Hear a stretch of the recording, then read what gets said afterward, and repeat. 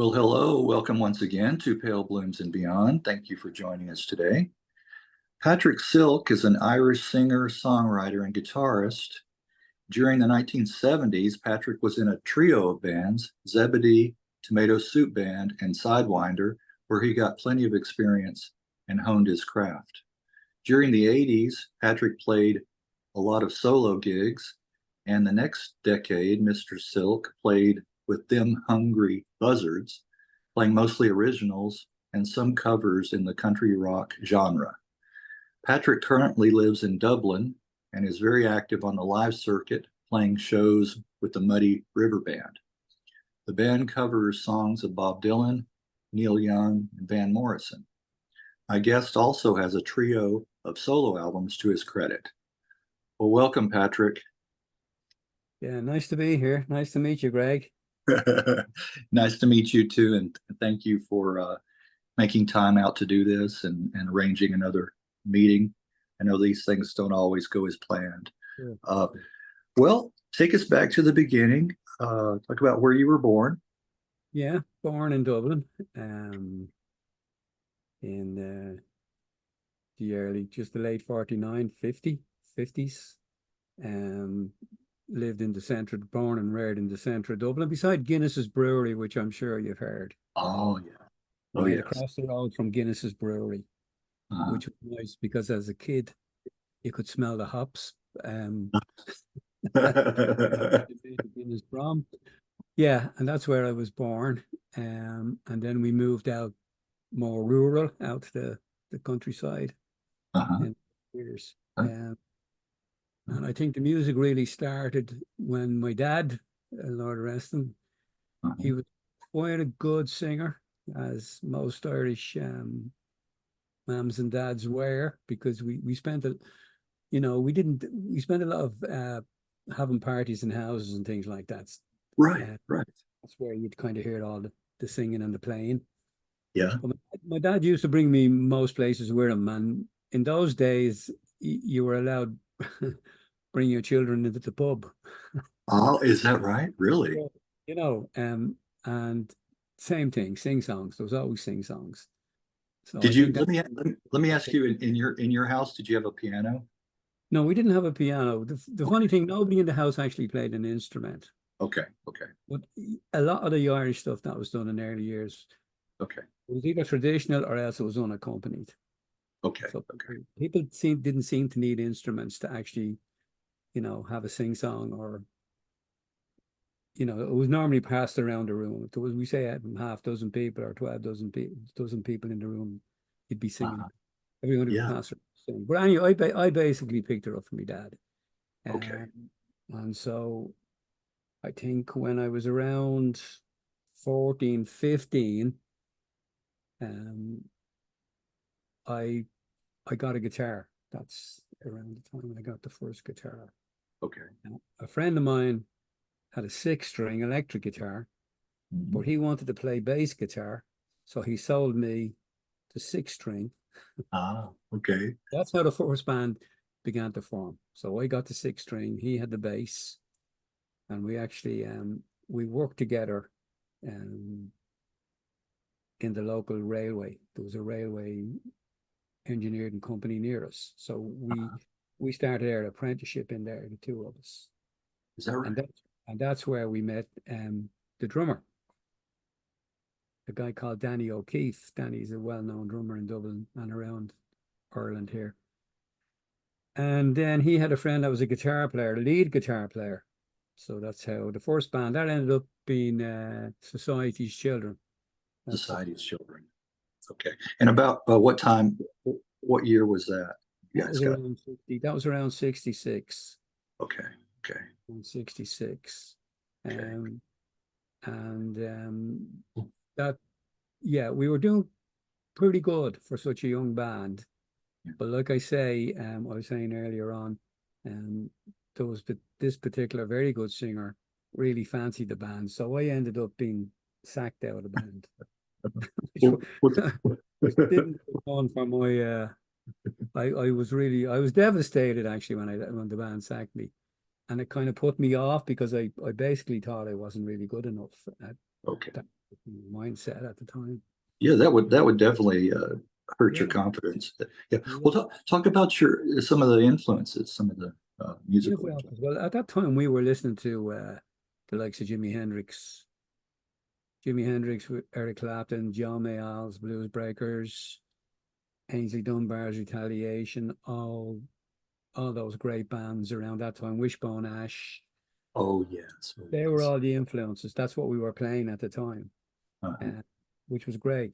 And like I say, once I left the band, it dented my confidence quite a bit. Yeah. And I was going with my then wife now at the time, and I had to meet her that night. I got sacked. We were going to a Fleetwood Mac concert, Oh, is that right? Oh, wow. and she was wondering why the long face. Uh-huh. But when I told her anyway, she understood like that. The reason being because she knew music was So incredibly important. Yeah. important. What was that? The Peter Green, Fleetwood Mac? Peter Green, that was the original Fleetwood Mac. Jeremy Yeah. Spencer, Peter Oh, Green. yeah. Yeah, that was a great band. Oh, it You know, was. Yeah. I love Peter Green's material, or early Fleetwood Mac. Yeah. Yeah. yeah, excellent material. And then we decided to get married, and we were married quite young, actually, very young. We headed to England for a couple of Okay. years. No, I didn't really play any music in England. That kind of, I wasn't interested in the music. I was working. So then we came back about 2, 3 years later, and then that's when the interest started again of kind of getting back into the music. Okay. Okay. Yeah. Did you? Interesting, because I hear about I've talked to a few other Irish musicians, and they said they had to move to England to make it. You know, so the scene wasn't really established there yet. But interesting. But you went back to Ireland. Back to Ireland. We were back I'd say we were only back about a year, Mhm. 2 years. And I seen an advertisement in one of the local papers for a Mhm. singer. So I did the audition. Uh-huh. Lucky got the job, Yeah. which started Zebedee. Okay. You were thinking, like, should I try this again? Oh, definitely, yeah, definitely. Yeah, you But have that's to what you got to do. Get back on the horse. get back in the horse. Yeah, sure, sure. Yeah. Well, But good all for you. along, it was encouraging me to get back into music, Yeah. and Yeah. but yeah, that was the start of Zebedee. Zebedee. Okay. And that was around circa what, 73-ish? Yeah, 1973. 72, 73. Okay. That happened. And that was really enjoyable. They were a great band. So, Great band. so that was you on vocals, Martin Doyle guitar, Yeah. Patsy Tracy guitar, TJ Tuddy on bass. Pigeon Tuddy. Yeah. Okay. Okay. Mm. And then Johnner McCann. Yeah, Johnner. Yeah, he was a drummer. Yeah. Okay. The drummer. Okay. And did Kieran McCoy? He played drums also, right? Yeah, that actually it was a funny thing. That Zebedee went through quite a few musicians in that period. Um, there was Kieran came in later on. Then we had Mark Costigan came in on guitar. Okay. Matty Doyle, the usual Matty left. Mark came in. We had a couple of bass players that we changed along the way. You see, Dublin was very small at the time. Everybody knows everybody. It wouldn't be quite like the States. It's such a fast place. But Dublin was great because everybody knew everybody. We be kind of going out and watching the bands at night and seeing Yeah. who were the better players, so that we sooner or later we could kind of nab them and bring them into Right. poaching. We call it poaching. Right. Well, that was good. Your manager, Jim Plunkett. That's right. Yeah. Yeah, he was also quite a good quarterback in the NFL. Yeah, that's right. For the Patriots. I'm sorry. It was an American Jim You Plunkett. never told us about I mean, that's pretty it. diverse to be a music manager and then a quarterback. So Yeah. Yeah, very good. Very talented. very talented, multi-talented. Yeah, Okay. sure. Sorry, I had to make a little joke there. I How know.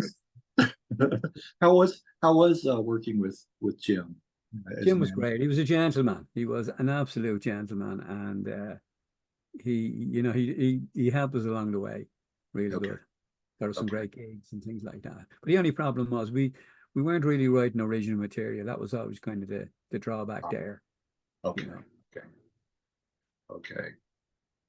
Did he encourage you guys or discourage you guys from writing material original?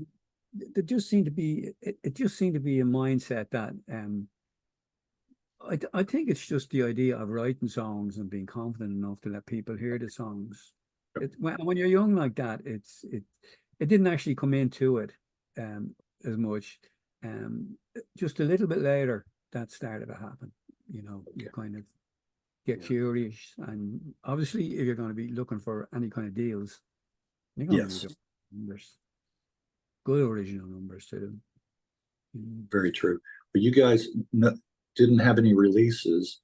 You were planning on coming out with a single, but that never materialized. Never materialized. Right. And then Jim was busy with work, so we ended up. Jim went. He left. Okay. And, that left the band looking after their own affairs, which most of the bands in Dublin in those days did. They looked after their own, getting the gigs and organising whatever had to be organised. Yeah. Talk about some of the live. Did you guys play live quite a bit? Zebedee? Yeah, we played quite a lot of gigs, a lot of the colleges, a lot of the bars and the pubs. That was the scene, and then and the colleges. That was mainly our stomping grounds, and then the local hops and things like that, and tennis clubs, and the usual kind of anywhere they take live music. We usually normally you would play. So then, even when you played with Zebedee, were they letting children into the pubs at that time too? No. No, they had stopped. They had stopped. Okay. I'm talking. He was only around 4 years of age. Okay. Time ago. That all stopped now. I was going to say you could widen your audience that way. Yeah, could you imagine? Although they're kind of allowed in now, but in between certain hours. Okay. No, it wouldn't be nighttime or anything like that. Like I used to be allowed. Okay. All right. Well, then you, Patsy, and Macker McCoy, that was his nickname, right? Went on to play. Was Whacker, right? My nickname was Whacker. Yours was Whacker. Okay. And Macker. Was there a lacquer? Yeah. And so you guys went on to play in Tomato Soup Band and Sidewinder, right? Yeah. Okay. Well, talk about some of your experiences Tomato Soup Band. Yeah, Tomato Soup Band didn't really last too long. It was kind of a short kind of a coming with Tomato Soup Band. We had a change of lineup. We had Mark Costigan came in with Zebedee, and then he had a friend came in on bass, Garrett Brown, great bass player.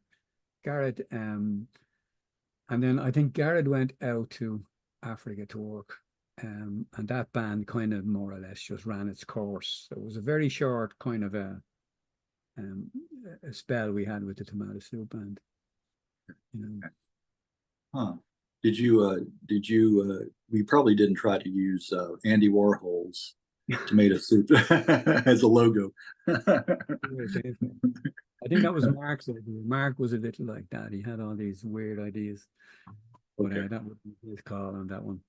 It was an enjoyable band. It was great. It was a little bit different. The music was a little bit different. It wasn't what we wanted to be doing.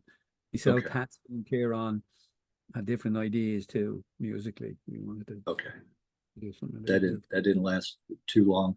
And then Sidewinder. Sidewinder. What was that, late 77? You guys Sidewinder came would together? be around 76 to 82, around that time. Okay, okay. All you right. know. And that's when it started, kind of, the band really started to gel. Okay, okay. You guys had been honing your chops for a while. Yeah, Uh, yeah.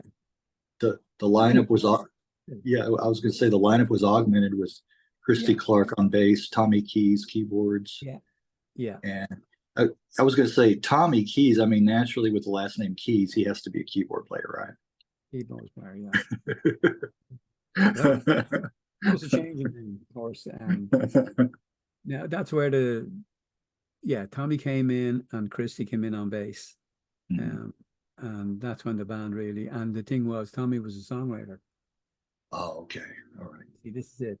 That's where it started to kind of really take when Okay. Tommy came in, and quite a good piano player.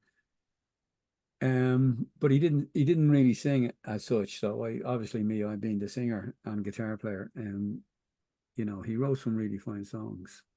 And that was, I think, that's when we had our first single Okay.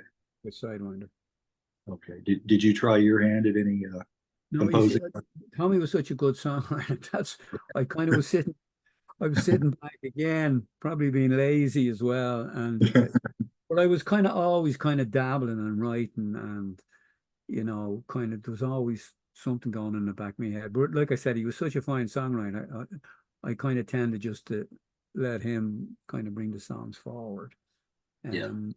But I learned quite a bit from him as well, like about the songwriting process as well, like, which was nice. Yeah. And Yeah. I hadn't any great plans to be a songwriter. I was quite Okay. content to be just singing.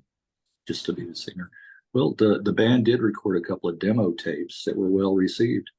Yeah. Your first tape from '78 even got some radio airplay. Yeah. Yeah. There was quite an interest in Sidewinder. Sidewinder done a lot of gigs, colleges, and we were kind of at that stage, we were kind of tipped to be the band that sign a record deal at Mhm. that stage. Around that period, there was a few bands being signed, and it was looking good for us for a time. Do you remember any labels showing interest? I think Decca was interested. I'm not too, there's another record company here called Mulligan Records. I don't even know whether they're still. They were going to release a single, and the thing with that single was, it was already it was a copy of a song, Okay. and the thing was, it was a traditional song, a traditional Irish song, right? And what we done was we jazzed her up. We jazzed her up to a really kind of it was kind of nearly punky. Uh-huh. It was nearly in a punky vein. And what happened was that the company were mad interested to release as a single, but the gentleman that had the original rights to the traditional air Mhm. stopped the song being recorded Is that right? because he took it away, totally away from the original. Okay. So from you, if you could listen to a very, very traditional Irish song, then all of a sudden someone turns it into a punk song. Yeah. Didn't go down too well with the hardcore kind of traditional musician. So that's kind of put a spanner in the works there. So that was another one of those situations. Yeah, yeah. Well, it was that time when the Yeah, punk advent had kicked in. It was the yeah, late '70s, so you guys were adapting in a way. yeah. Yeah, And as a it's live tune, it went down. It was nearly one of the best songs in the set. uh-huh. Like where we played it, you could see it was a surefire hit. You Yeah, know, if it had to go out, and then that kind of opens the other doors. Um, if you have a really good, strong first single, well, it wasn't the first single, but it would have really taken us a lot higher than we were. yeah. Well, was that similar to the what the Pogues did later on? Yeah, Kind of. meshing kind of theatres, the traditional with, yeah, yeah, yeah. yeah, They kind of jazzed Irish traditional songs up. And yeah, of course, he wrote some fantastic songs. right. So he didn't have to take anyone else's songs. You Amazing had your own, song, Shane was, bless him. right, right. You had your own material. Yeah. Well, do you recall any of your live shows? Oh So, yeah, we some great shows with there was a big gig, massive gig in Dublin called McGonagall's. I don't know whether you've heard of it through any of the other lands you were talking to. I think, yeah, It would have been mentioned. And we had I know there's lots of stories goes around. Everybody has a story about you too, the way uh, kind of away yeah, with that. But actually we when we played McGonagall's, we used to play it on not a regular basis, but when we did play it, U2 opened okay. for us. And that was an eye opener because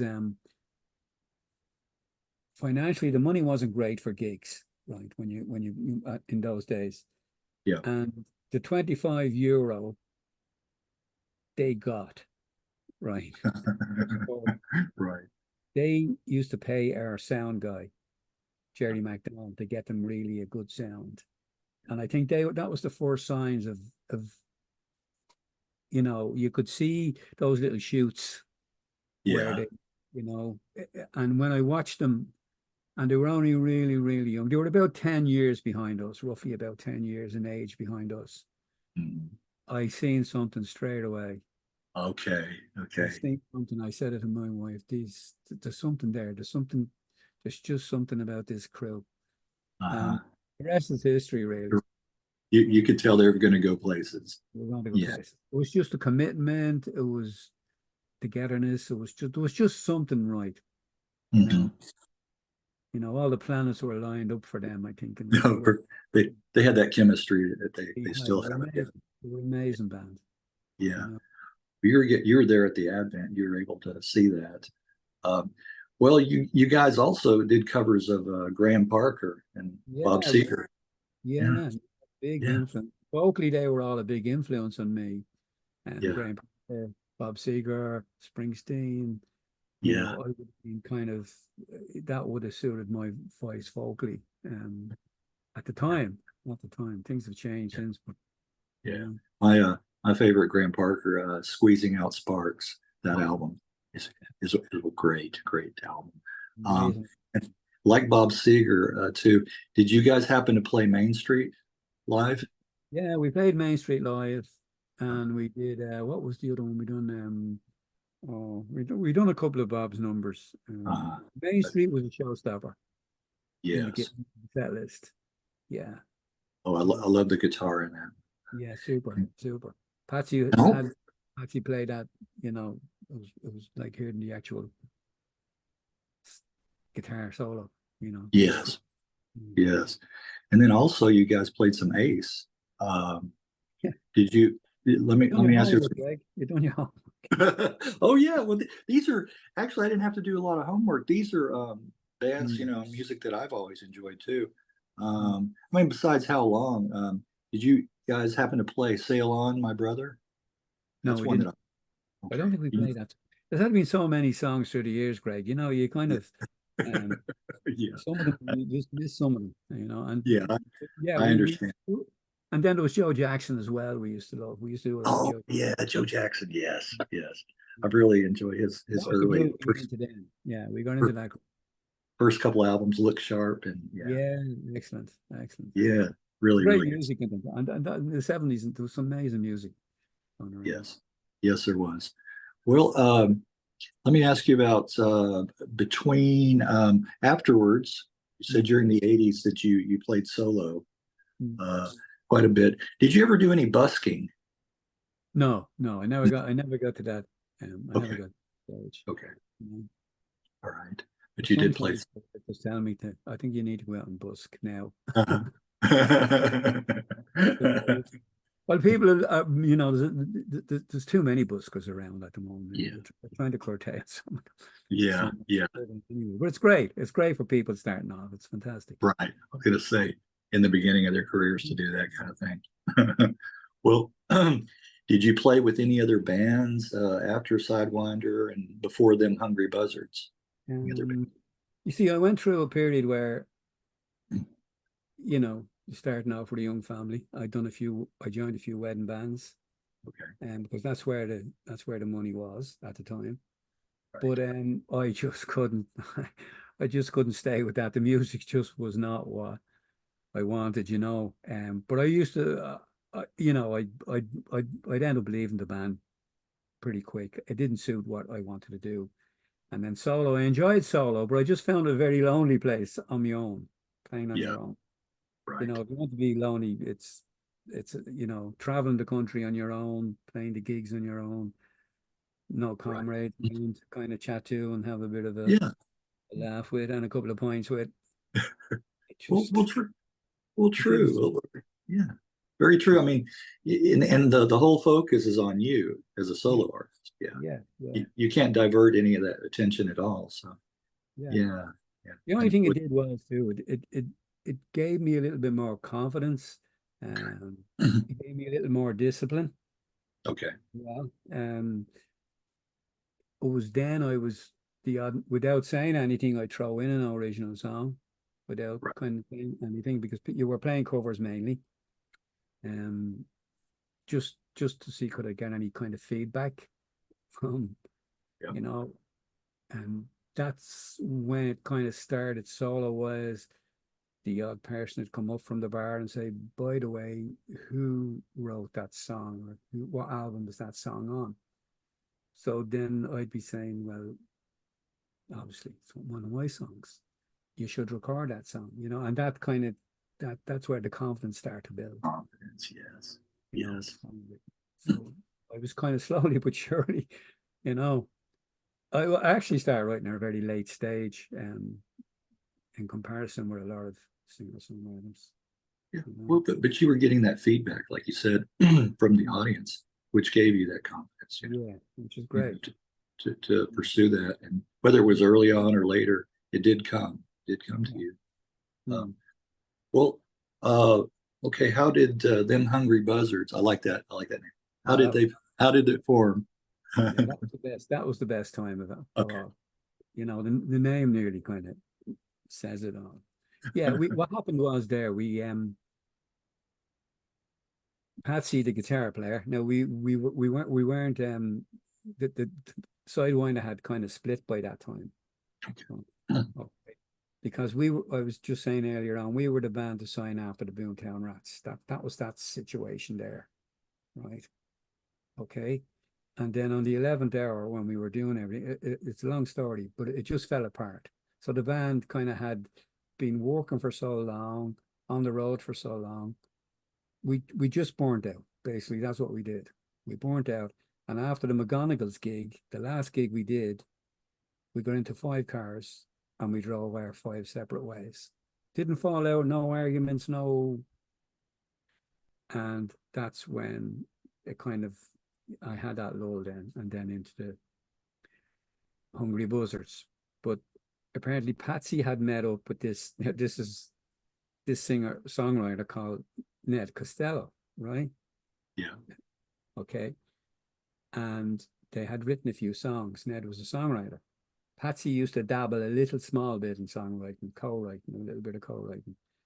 And then I got a phone call that they were doing a demo, recording a demo, and would I do the vocal on it, right?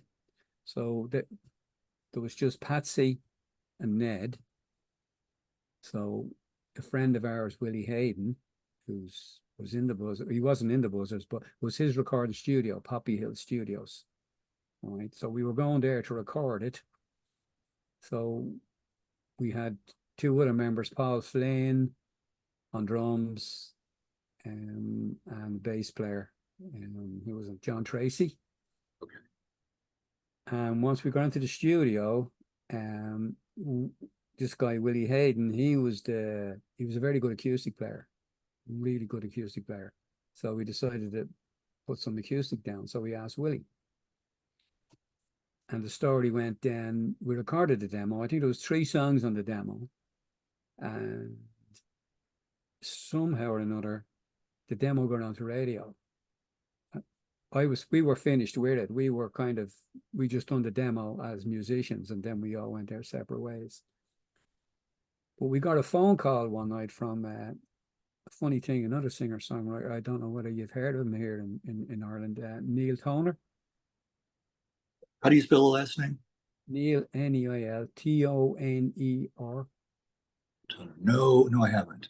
Anyway, he had a radio show. Okay. He had a radio show and must have got the demo. And we got a phone call. Well, at least Patsy, the guitar player, got a phone call saying, wanting to know, who is this band? And of course, rather than say there was no band, there wasn't. He rang us up and said, you know, they're looking to, there was a big gig here called Bad Bob's. I'm not too sure whether there was a Bad Bob's in the States. I don't recall. I don't think there was, but anyway, it ended up that this was another big gig in Dublin. This was a massive gig. All the big stars from the States used to come on tour, and then they used to all come back to this. It was kind of it was a cool place to be, apparently. And then we were offered a residency on it. And is that right? So we kind of had to fast forward and get. So we got together as a band then, and we no name, right? So it was Willie. This guy Willie came up with Them Hungry Buzzards. So we thought, grand, cool, we'll use that. Okay. So we ended up, we ended up then recording. You see, the problem was getting companies interested. Yeah. You know, it was very hard to get companies interested on releasing stuff. So we ended up releasing our own. So after the demo, we recorded a couple of songs and we released them solo, you know, as ourselves. And they're done quite well. They're done quite well, you know. But that was the Hungry Buzzards. And yeah, we done a fair bit of television with the Hungry Buzzards as well. Oh, did you? Okay. What shows or what kind of? We done the live at the Olympia. There's a big theater here called the Olympia. I don't know whether you've heard of it or not. Yes, I have. Yes, yeah, we did the Olympia. We kind of did all the major places to do at the time. You know, there was another big gig in Cork City, called the Arcadia. Okay. So we moved around for a long time. But there didn't seem to be any plans. Nobody was eager to move out of the country, or everybody seemed to be quite content just traveling around the land. You know, it was kind of, we were all comfortable. Okay. Okay. Well, so there were no, you didn't try to go play England or Scotland or. No. Sometimes the offers come in, and you know, and a lot of the time they were a waste of time.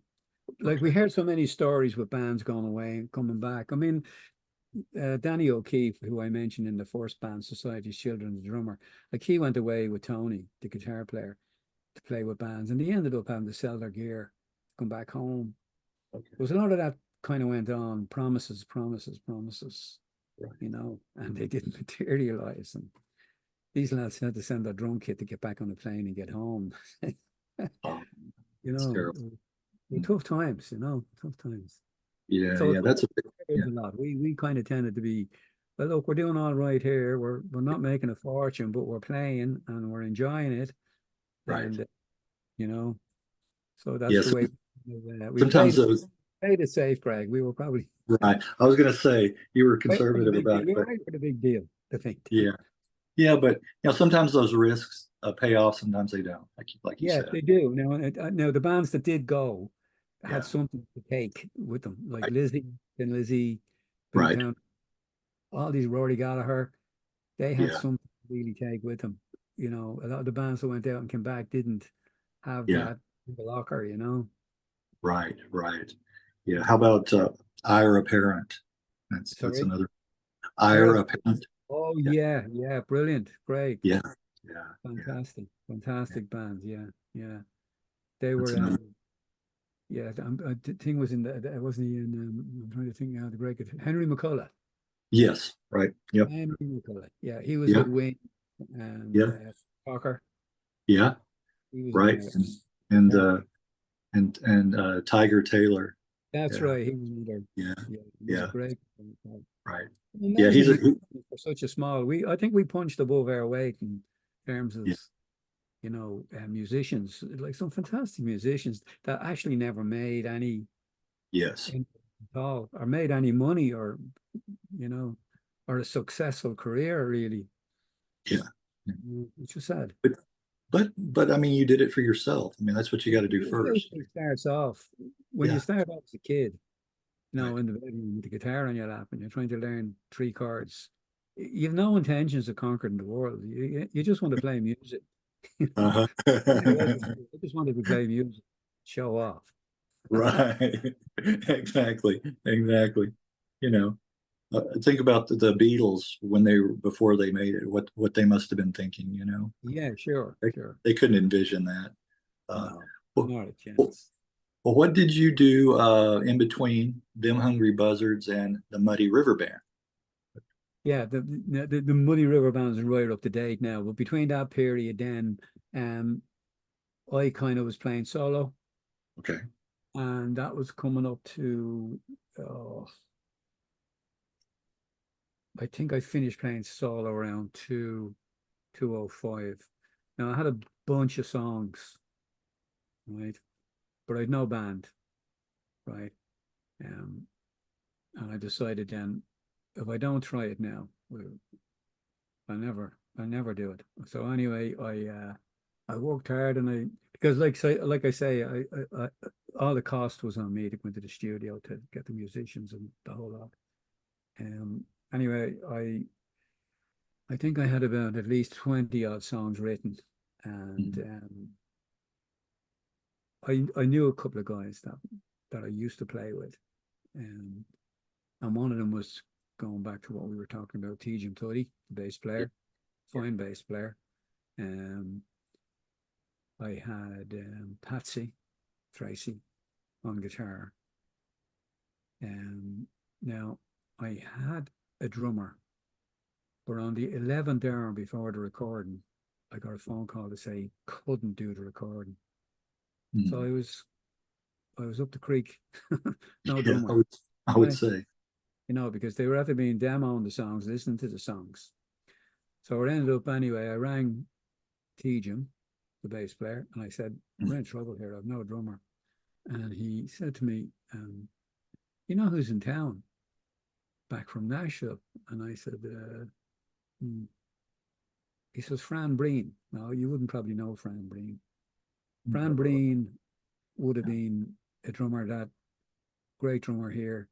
He ended up gigging here with Nancy Griffiths. Oh, okay. Okay. Right? Right. And Nancy Griffiths enjoyed us playing so much. She encouraged him. She said, "You should go back to Nashville. There's a whole pile of work in Nashville for Yeah. someone like yourself." So he went back to Nashville, and he played with a lot of really good players. He Yeah. played with, oh, I can't think of her name now. But he played with a lot of people out there, Yeah. really musicians. But he used to come home for a holiday every now and again. Now I knew Fran from the early days. We used, like I said, Dublin's a small place. We all kind of knew one another. So I got his phone number and I rang Fran, and we were having a bit of a chat. And I said, "Look, I'm in a bit of a dilemma." I said, 11th hour, I'm to go into the studio. And he said, "Give me a minute." He must have went back to look at his diary.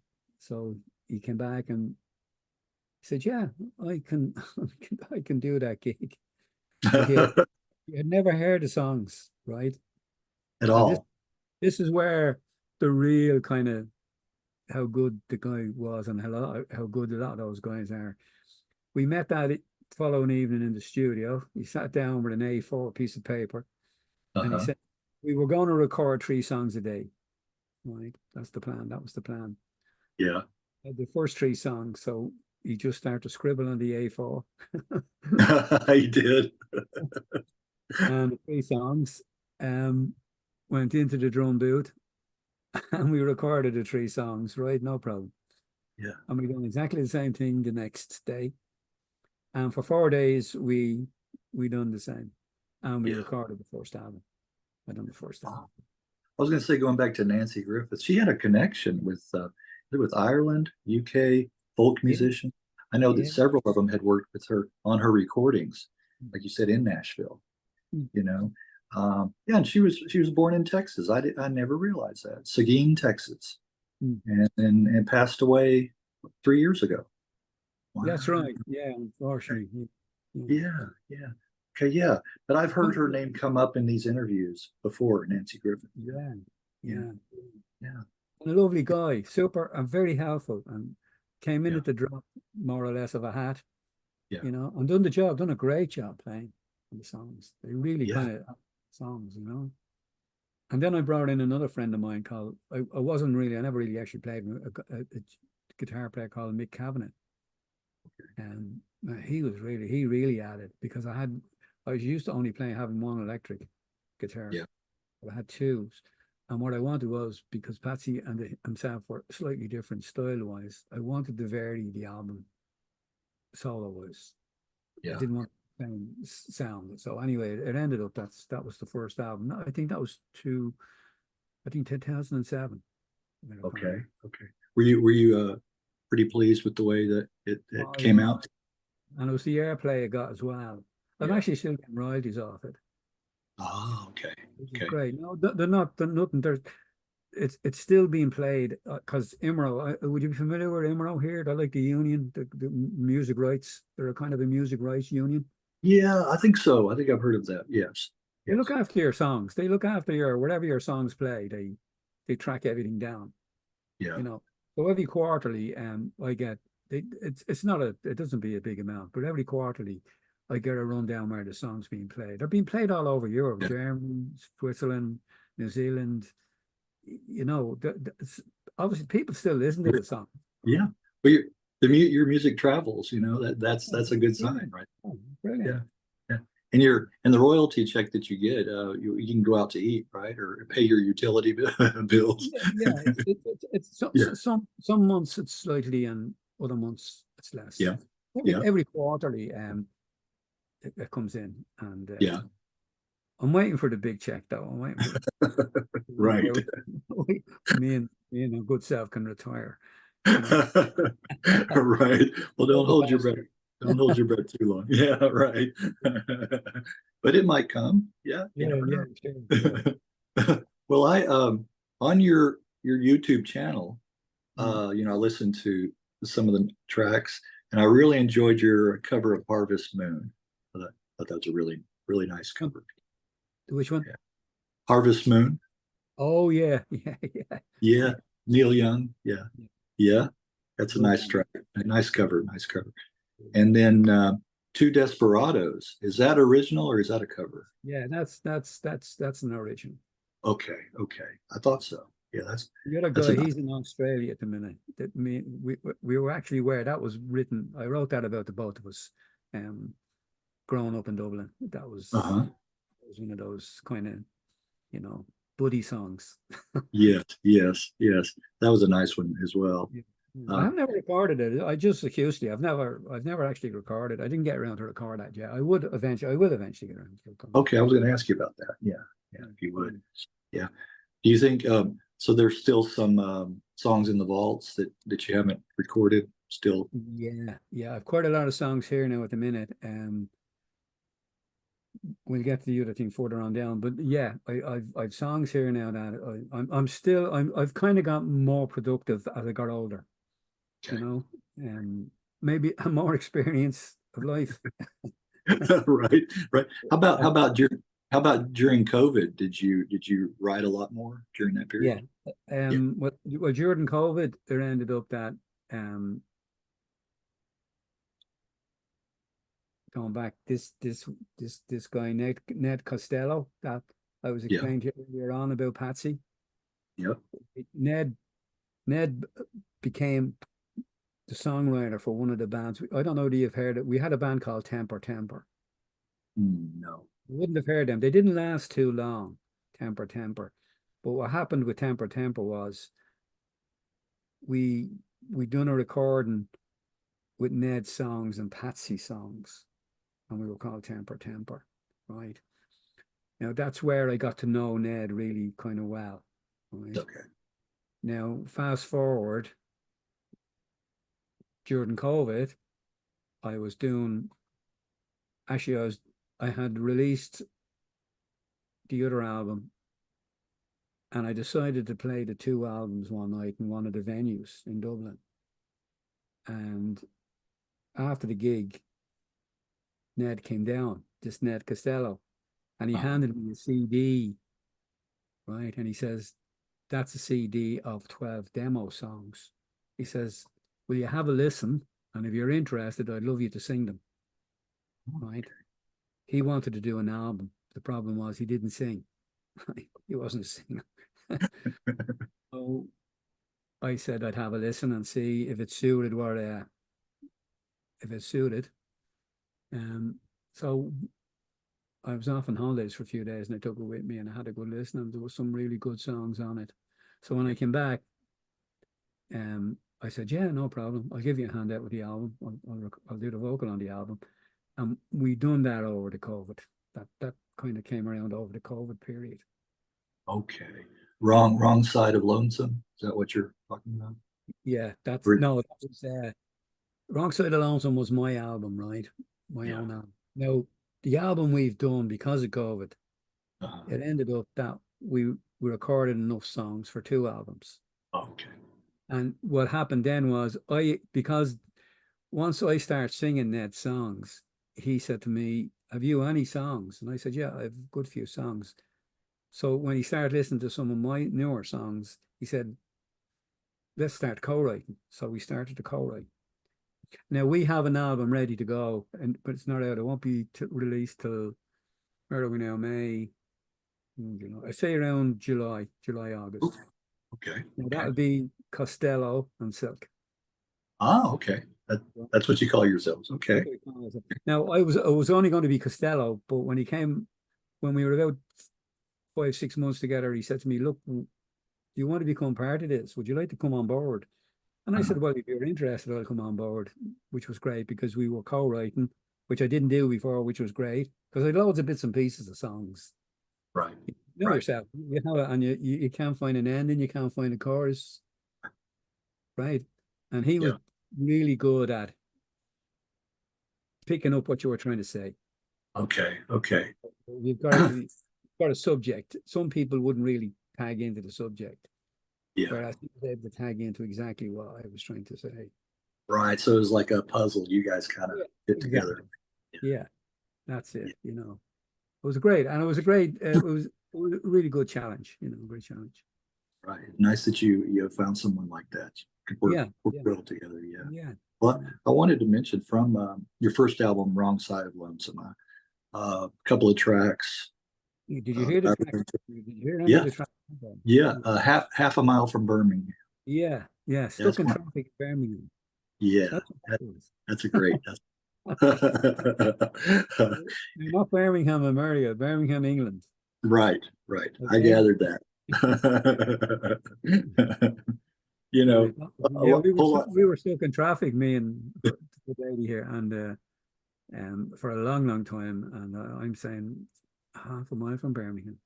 And I got home, I ended up writing that.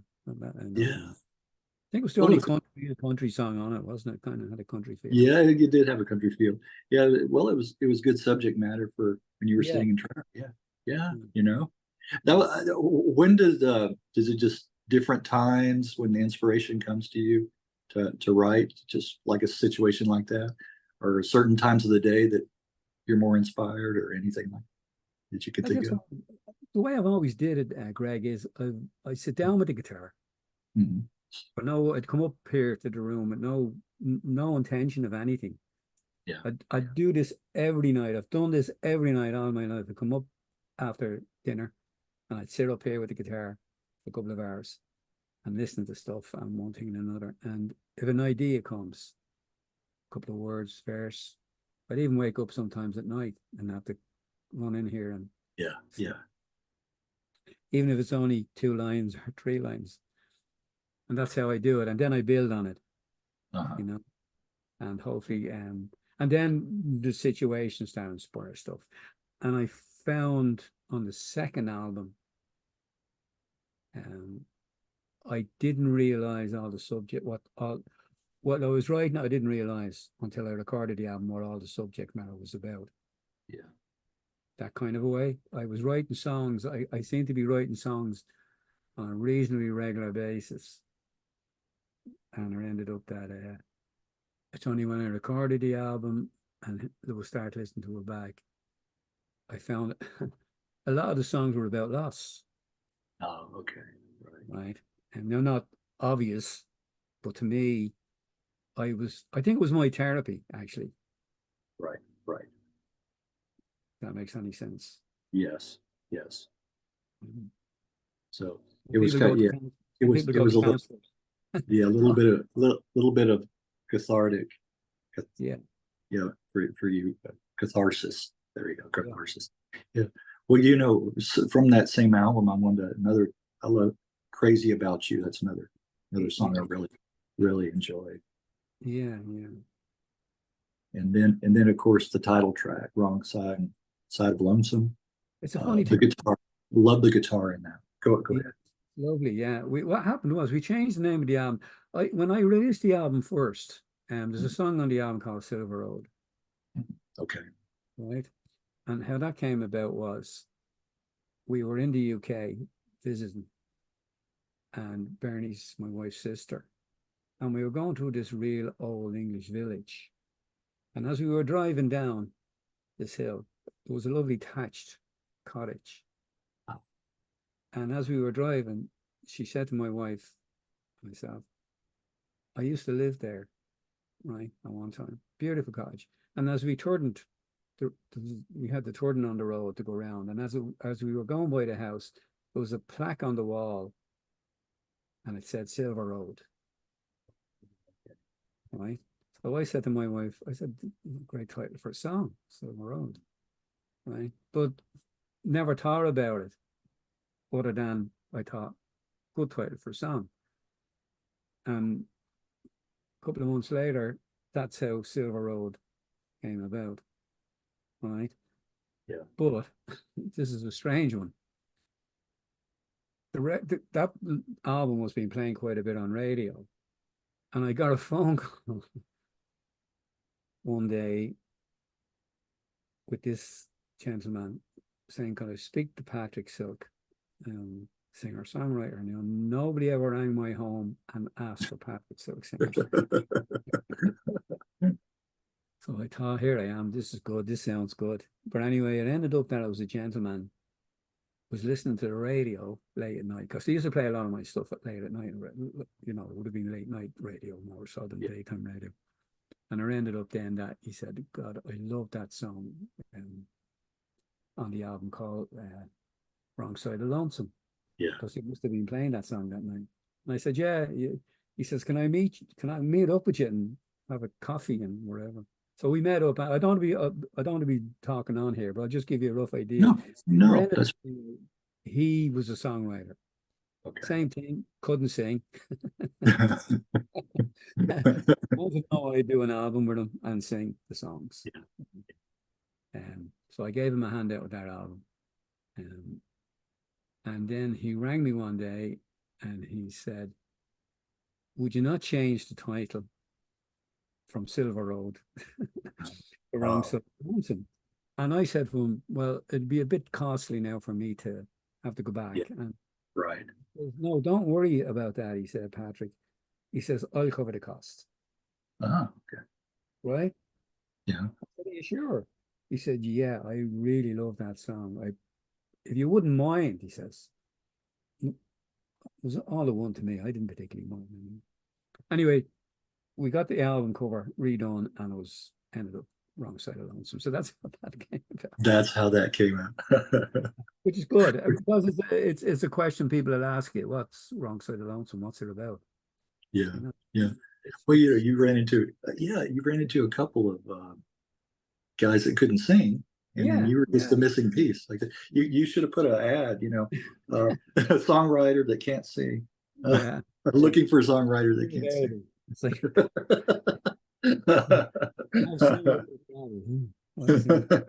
right. Oh, that's funny. Yeah, it was great. It's great. It was. I've been very fortunate that way. Like, you know, me, I've met some amazing people that way through that. I've done lots of different things with different people, through the years. We could talk here all night, like, you know, and or all Yeah, day. yeah, I know. Well, I did want to. Oh, I'm the same way. Believe me. Mm. When and how? Talk about Muddy River Band. When did and Yeah, how did it start playing? When did that? yeah, Did you guys? yeah. Muddy River. We had Muddy River.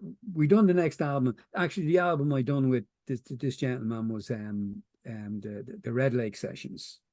Okay, Right? okay. We done that, and then I was quiet. I took a bit of a break. I had Yeah. a couple of health issues, nothing serious or anything like that, but they kind of slowed me down a bit. And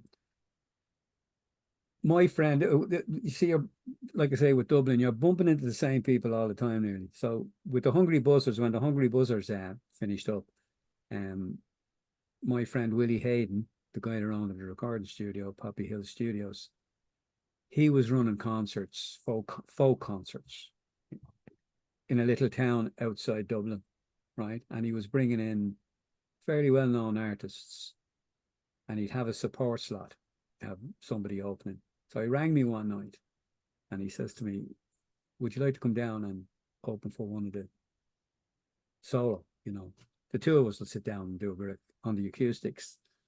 So I went out to that gig, and he said, "Look, it's only a short show." He says, "If you could do a couple of originals, and if you could do a couple of covers, just to kind of, you know, the audiences sometimes they like They, to hear something they're yeah, familiar with. They don't like to the ones think they're familiar with, right? boring. So anyway, it ended up that I done three of my own songs, and I done two Van Morrison songs, Okay. which are Tupelo Honey and Oh, Tupelo. yeah, Yeah. I done Tupelo Honey, and I did something else. But anyway, that was it. Done the gig, headed home. So 3 days later, my phone rang, and it was William, this gentleman, Ah, Will.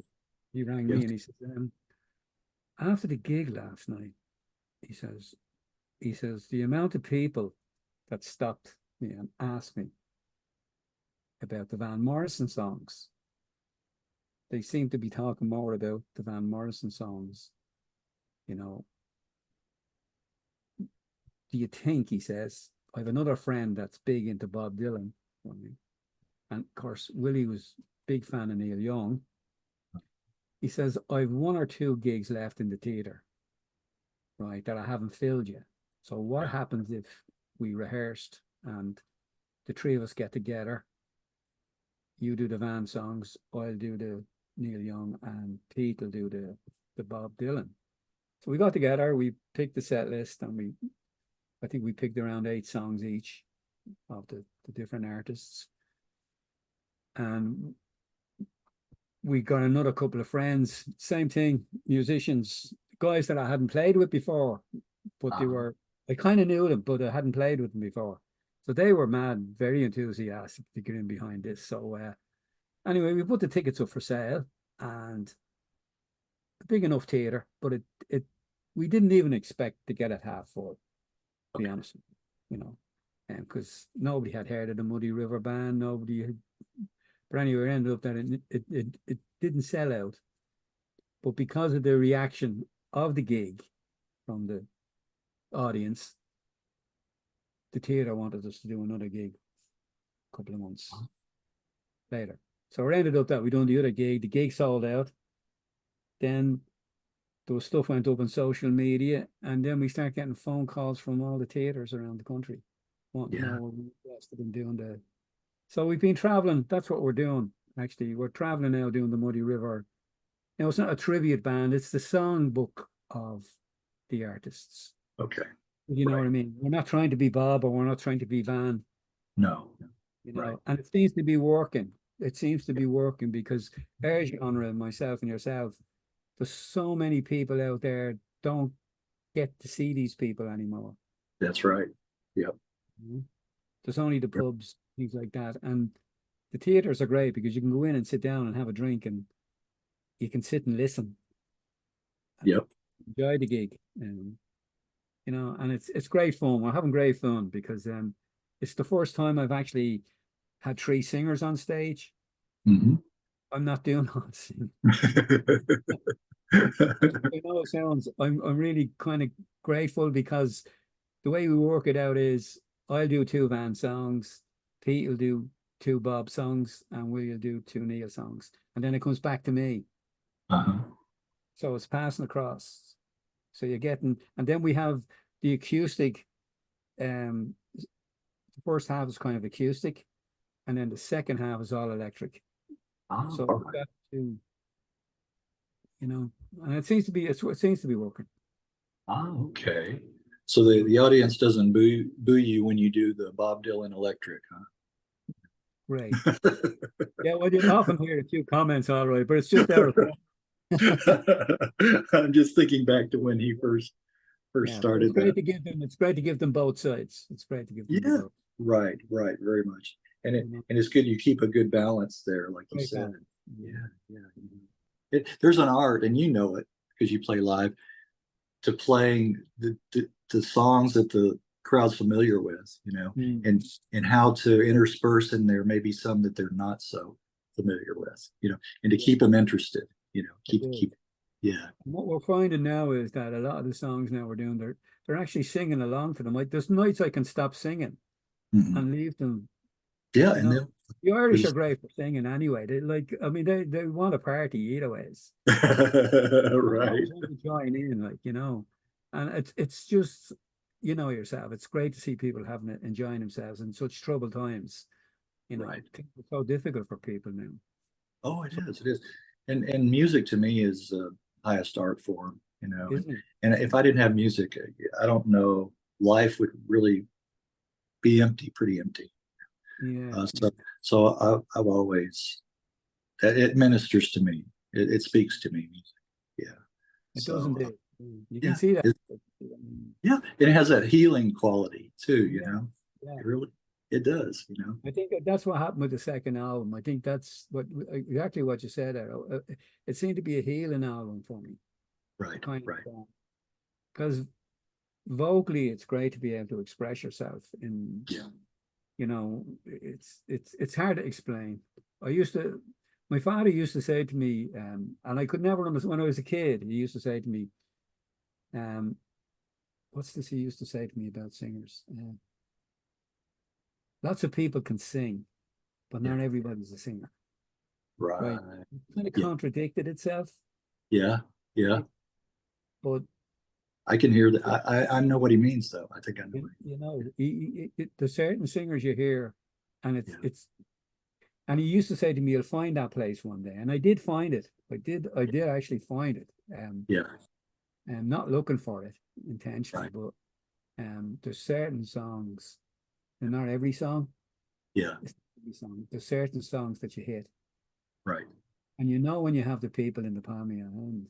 right. When it touches you right in here, It it does. just It's from the soul. I suppose that's yeah, what they call it soul music. Like it yeah, does go. right, Definitely. right.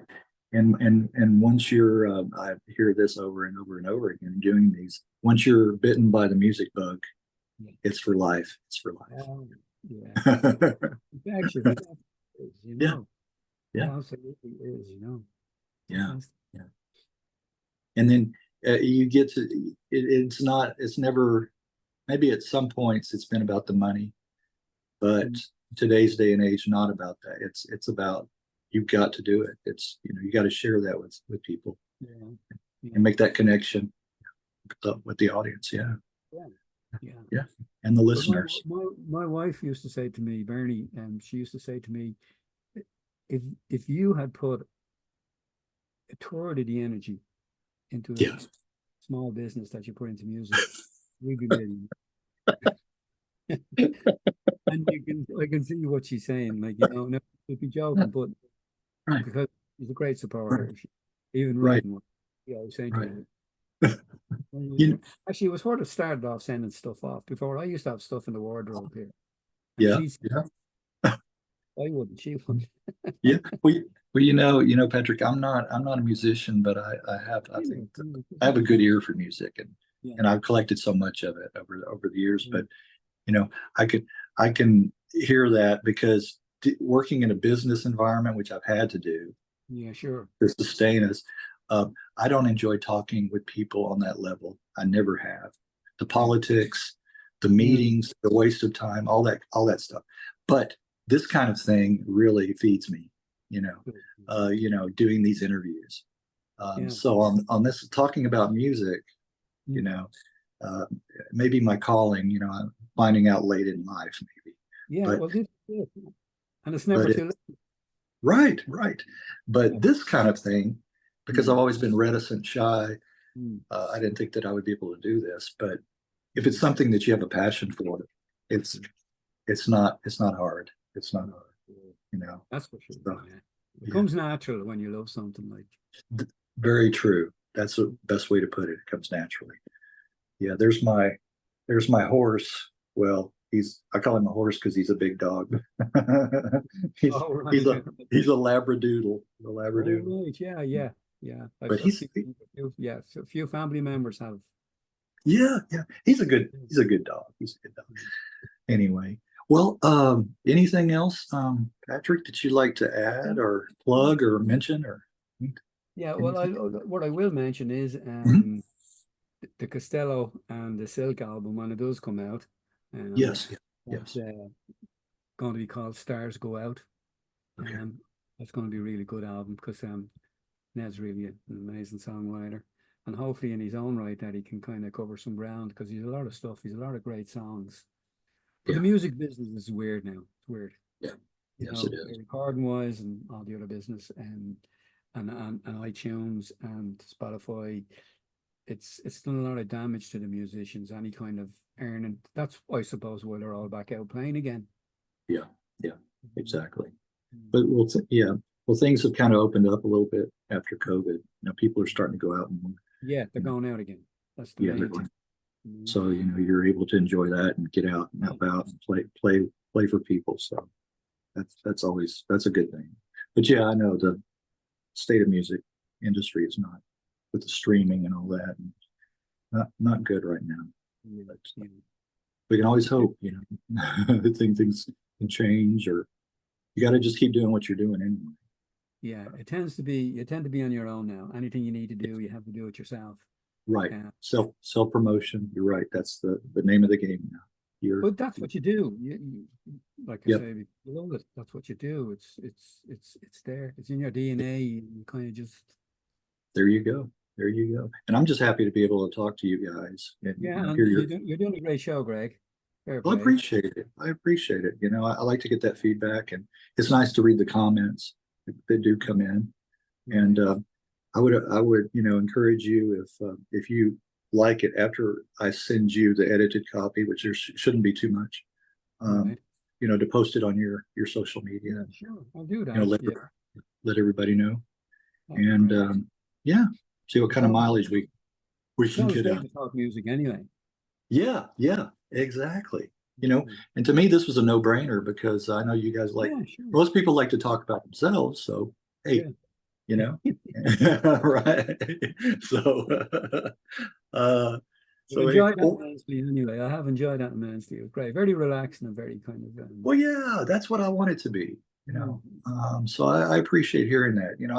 You can't really tell somebody that before the interview. Say it's going to be this. They've got to experience it. But because I know a lot of people have apprehension about doing it, I can understand that because I did before I first started doing this. I did. I'm sure. Yeah. You make it feel like you're sitting in a bar. Right? There you go. Having a chat, having a talk. Right. You're making it feel like that. Like, you know what I mean?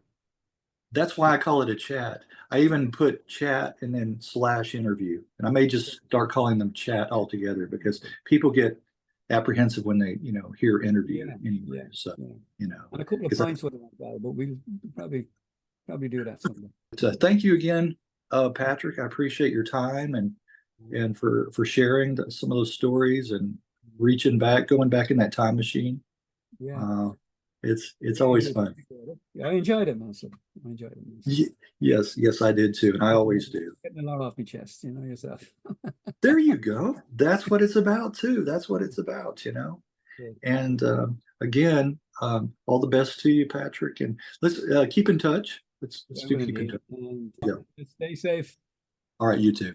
All the best. All right, all the best. Bye for now. Take a look.